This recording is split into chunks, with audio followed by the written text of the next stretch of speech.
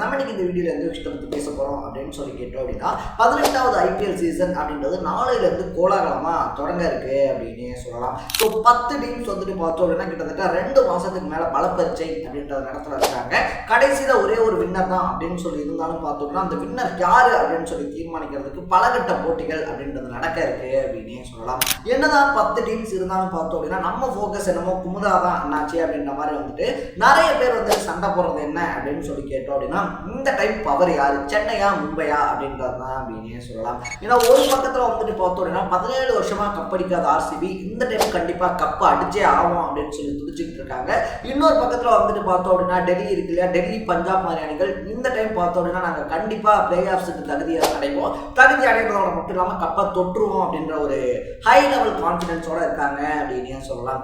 இப்போ வந்துட்டு என்னதான் இப்படி ஹை லெவல் காம்படிஷன் அந்த ஒரு கான்பிடென்ட்டோட இருந்தாலும் பார்த்தோம் அப்படின்னா நடந்து முடிஞ்சிருக்கக்கூடிய 17 சீசன்ஸ்ல 10 சீசன்ஸை நம்ம பங்காளியை தான் அடிச்சு நொறுக்கியிருக்காங்க அப்படின்றதுனால இந்த டைம் யார் பவர், இவங்க 2 பேத்துக்குள்ள இருக்கக்கூடிய எல் கிளாசிக்கோ அப்படின்றது இருக்கு இல்லையா, 23ஆம் தேதி நடக்க இருக்கிறதுனால வந்துட்டு பார்த்தோம் அப்படின்னா எந்த டீம் பவர், யார் ஐபிஎல் கப் வின் பண்ண போறாங்க அப்படின்னு சொல்லக்கூடிய அந்த விவாதம் சோசியல் மீடியால ஆல்ரெடி தொடங்கிருச்சு அப்படின்னு சொல்லலாம். அதுதான் நம்ம இன்னைக்கு கம்பேர் பண்ணியும் பார்க்க போறோம். அதுக்கு முன்னாடி நம்ம சேனலுக்கு நீங்க புதுசா வந்திருந்தீங்க அப்படின்னா இதே மாதிரி அப்பப்போ அப்டேட்டாக போயிட்டு இருக்கக்கூடிய விஷயங்கள் இருக்கு இல்லையா, அது கரண்ட் அஃபேர்ஸாக இருந்தாலும் சரி, பாலிடிக்ஸாக இருந்தாலும் சரி, ஸ்போர்ட்ஸாக இருந்தாலும் சரி, அப்பப்போ அப்டேட்டாக போயிட்டு இருக்கக்கூடிய விஷயங்களை நீங்கள் தொடர்ந்து தெரிஞ்சுக்கணும் அப்படின்னு ஆசைப்பட்டீங்கன்னா மறக்காம சேனலை ஃபாலோ பண்ணி சப்ஸ்கிரைப் பண்ணிக்கோங்க.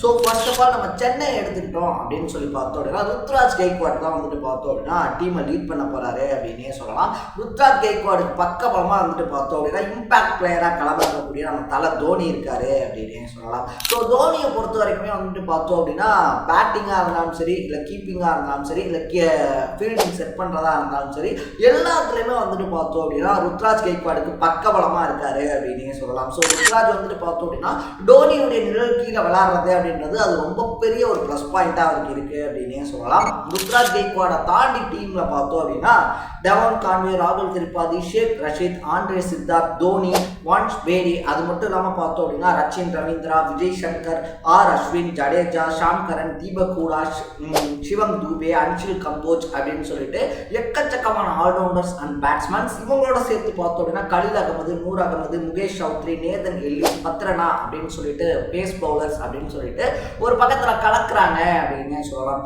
அப்படியே மும்பை சைடு வந்து பார்த்தோம் அப்படின்னா ஹேட்ரிக் பாண்டியா சொல்ற மாதிரி எங்ககிட்ட 3 கேப்டன் இருக்காங்க அப்படின்னு சொல்ற மாதிரி T20 captain, test captain, ODI captain அப்படின்ற மாதிரி பல கேப்டன்ஸ் உள்ள இருக்காங்க அப்படின்னு சொல்லலாம். சூரியகுமார் யாதவ் இருக்காரு, ஜாஸ்பிரிட் பும்ரா இருக்காரு, ரோஹித் சர்மா இருக்காரு, அது மட்டும் இல்லாமல் ஹார்திக் பாண்டியா இருக்காரு அப்படின்னு சொல்லிட்டு 4 ஃபார்மேட்ல இருக்கக்கூடிய 4 பிளேயர்ஸுமே வந்துட்டு பார்த்தோம் அப்படின்னா அடி தூள் பண்றாங்க அப்படின்னு தான் சொல்லணும். இது மட்டும் இல்லாமல் பார்த்தோம் அப்படின்னா அசுர ஃபார்ம்ல இருக்கக்கூடிய திலக் வர்மா இருக்காரு, வெளிநாட்டுல இருந்து இறக்குமதி பண்ணி மறுபடியும் டீம்ல ஜாயின் பண்ணப்பட்டிருக்கக்கூடிய போல்ட் இருக்காரு, தீபக் சாகர் இருக்காரு, சாட்னர், பும்ரா இப்படின்னு சொல்லிட்டு ஒரு அதி பயங்கரமான படை அப்படின்றத மும்பை கையில வச்சிருக்காங்க அப்படின்னு சொல்லலாம். ஸோ யாருக்கு எந்தெந்த ஸ்பாட்டு அப்படின்னு சொல்லி பார்த்தோம் அப்படின்னா சென்னை வைஸ் நம்ம போகிறோம் அப்படின்ற பட்சத்தில் சென்னையில் ஓப்பனிங் பார்ட்னர்ஷிப் வந்துட்டு பார்த்தோம் அப்படின்னா கப்படிச்ச எல்லா வருஷத்துலையுமே ரொம்ப ஸ்ட்ராங்காக இருந்திருக்கு அப்படின்னே சொல்லலாம். ஸோ ஆரம்பத்தில் பார்த்தோம் அப்படின்னா முரளி விஜய் இருக்கார் இல்லையா, முரளி விஜய், ஹசி இவங்கெல்லாம் வந்துட்டு விளையாடிட்டு இருப்பாங்க. அதுக்கப்புறமா பார்த்தோம் அப்படின்னா டுவைன் ஸ்மித், மெக்லம் இவங்க விளையாடிட்டு இருந்தாங்க. அதுக்கப்புறமா லாஸ்ட்டாக பார்த்தோம் அப்படின்னா நம்ம டெவான் கான்வேவும் ருத்ராஜ் இருக்காங்க இல்லையா, அவங்களும் விளையாடிட்டு இருந்தாங்க. ஸோ டெவான் கான்வேக்கு லாஸ்ட் சீசனில் பிரச்சனை அப்படின்றதுனால ருத்ராஜ் கெய்க்வாடோட ரச்சின் ரவீந்திரா இறங்கியிருந்தாரு அப்படின்னு சொல்லலாம். அந்த பார்ட்னர்ஷிப் ரொம்ப பெரிய அளவில் வந்துட்டு ஜொலிக்கலை அப்படின்னு தான் சொல்லணும். அது டீமுக்குள்ளேயும் ரொம்ப பெரிய ஒரு ஏமாற்றமாகவே இருந்துகிட்டு இருந்துச்சு. பட் இந்த டைம் வந்துட்டு பார்த்தோம் அப்படின்னா டெவின் கான்வே மறுபடியும் டீமுக்கு கம்பேக் கொடுத்துருக்காரு. அட் த சேம் டைம்ல சாம்பியன் ஸ்டாஃபில் வந்துட்டு பார்த்தோம் அப்படின்னா நியூசிலாந்து டீம்ல ஓப்பனராக இறங்கி ரச்சின் ரவீந்திராவும் தொடர் நாயகன் விருது வின் பண்ணியிருக்காரு அப்படின்னு சொல்லலாம். ஸோ இந்த டைம் ருத்ராஜ் கெய்க்வாடோட சேர்ந்து டெவின் கான்வே இறங்க போறாரா, ஏன்னா முன்னாடி பார்ட்னர்ஷிப் பலமா வச்சிருந்தாங்க, இல்ல ரச்சின் ரவீந்திராக்கு சான்ஸ் கொடுக்க போறாங்களா அப்படின்னு சொல்லி தெரியல. யார் இறங்க போறாங்க அப்படின்றத நம்ம நம்ம வெயிட் பண்ணி தான் பார்க்கணும். அதே மாதிரி தேர்ட் பிளேஸ் அப்படின்றது சுரேஷ் ரெய்னாக்கு அப்புறமா பார்த்தோம் அப்படின்னா சென்னை சூப்பர் கிங்ஸ்குள்ள மாறிக்கிட்டே தான் இருக்கே தவிர பர்மனண்டா இவர் தான் அப்படின்னு சொல்லக்கூடிய ஒரு ஆள் இல்லை அப்படின்றது ஒரு ரொம்ப பெரிய பிரச்சனை. ஸோ அதை வந்துட்டு பார்த்தோம் அப்படின்னா தீர்க்கக்கூடிய மாதிரி ஒரு பிளேயரை சென்னை பிடிச்சாகணும் அப்படின்னு சொல்லலாம். ஸோ அதுக்கடுத்து பார்த்தோம் அப்படின்னா ஃபோர்த் பிளேஸ் அப்படின்னு சொல்லி வரும்போது ராகுல் திரிபாதி, ஆண்ட்ரே சித்தார்த் அப்படின்னு சொல்லி பல பிளேயர்ஸ் இருக்காங்க.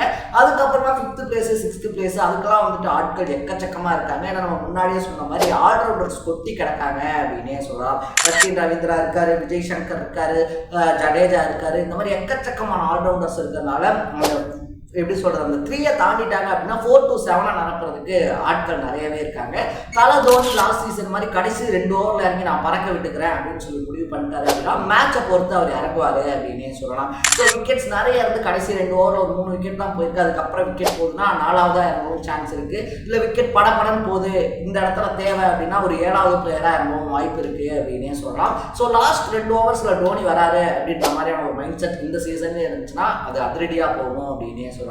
பவுலிங்கை பொறுத்த வரைக்குமே ஸ்பின்னுக்கு நம்ம ரவிச்சந்திரன் அஸ்வின் கம்பேக் கொடுத்துருக்காரு. ஆல்ரெடி ரவீந்திர ஜடேஜா இருக்காரு, நம்ம நூர் அகமது இருக்கார் இல்லையா, நூர் அகமது ஆல்ரெடி கை கொடுத்து இருக்காரு. இதனால 3 ஸ்பின்னர்ஸ் அட்டகாசமா இருக்காங்க. பேஸ் பவுலர்ஸ் அப்படின்னு சொல்லி பார்க்கும்போது கலில் அகமது, நேதர் நில்லிஸ், அப்புறமா பார்த்தோம் அப்படின்னா பத்ரினா அப்படின்னு சொல்லிட்டு ஒரு படையே இருக்கு அப்படின்னே சொல்லலாம். ஸோ சிஎஸ்கே இப்படி மிரட்டும் போது வந்துட்டு பார்த்தோம் அப்படின்னா நாங்கள் ஒன்றும் உங்களுக்கு கொஞ்சம் கூட சலைச்சவங்க கிடையாது அப்படின்ற மாதிரி இந்த சைடில் பார்த்தோம் அப்படின்னா படு பயங்கரமான யூனிட்டோட இருக்காங்க. நம்ம முன்னாடி சொன்ன மாதிரி ஓப்பனிங்க்கு நம்ம தலைவர் ரோஹித் சர்மா ஆல்ரெடி வந்துட்டு பார்த்தோம் அப்படின்னா சாம்பியன் ஸ்டாஃப்ல நல்ல ஃபார்மில் இருக்காப்ல அப்படின்னே சொல்லலாம். ஸோ ரோஹித் சர்மா ஒரு பக்கம், அதுக்கப்புறமா வந்துட்டு பார்த்தோம் அப்படின்னா அத்லெட்டிக் பிளேயர்ஸ் அப்படின்னு சொல்லக்கூடிய திலக் வர்மா இருக்கார் இல்லையா, திலக் வர்மா ஒரு பக்கம், SKY ஸ்கை அப்படின்னு சொல்லக்கூடிய சூரியகுமார் யாதவ் இருக்கார் இல்லையா, சூரியகுமார் யாதவ் ஒரு பக்கம் அப்படின்னு சொல்லிட்டு போட்டு பொழந்து எடுக்கிறதுக்கு பஞ்சமே இல்லாம ஆள் இருக்காங்க அப்படின்னே சொல்லலாம்.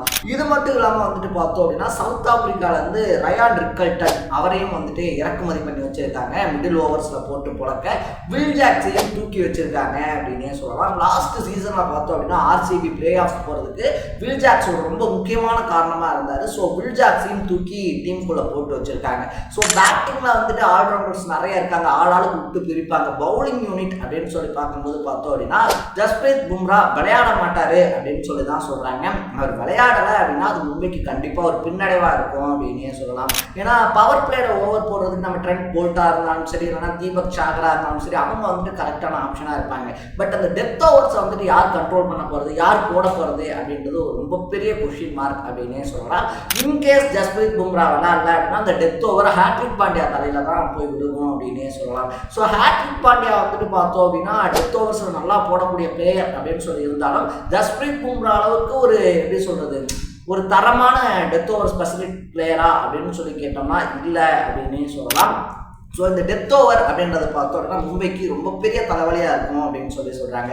இன்கேஸ் ஜஸ்பிரீத் பும்ரா வந்துட்டு கம்பேக் கொடுத்துட்டாரு அப்படின்னா ரெஸ்ட் இஸ் ஹிஸ்ட்ரி அப்படின்றது தான். மும்பை தான் இந்த டைம் சாம்பியன் அப்படின்னு சொல்லி எழுதியே கொடுத்துடலாம். அந்த அளவுக்கு பார்த்தோம் அப்படின்னா ஒரு பவர்ஃபுல்லான டீம் இருக்குது அப்படின்னே சொல்லலாம். நம்ம முன்னாடியே சொன்ன மாதிரி போல்ட்டு, தீபக் சாகர்லாம் இருக்காங்க இல்லையா, இவங்கெல்லாம் வந்துட்டு பவர் பிளேயில் விட்டுக்கிட்டு பிடிச்சாங்க அப்படின்னா ஆப்போனண்ட் எவ்வளோ பெரிய ஆளாக இருந்தாலுமே கதற விடக்கூடிய பிளேயர்ஸ் அப்படின்னு தான் சொல்லணும்.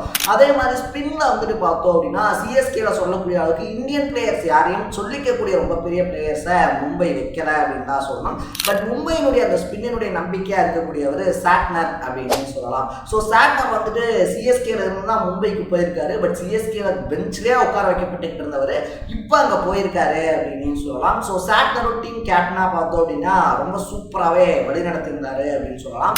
அதனால சாட்னருக்கு இந்த டைம் கண்டிப்பாக மும்பையில் ஒரு முக்கியமான இடம் இருக்கு அப்படின்னு வந்துட்டு சொல்றாங்க.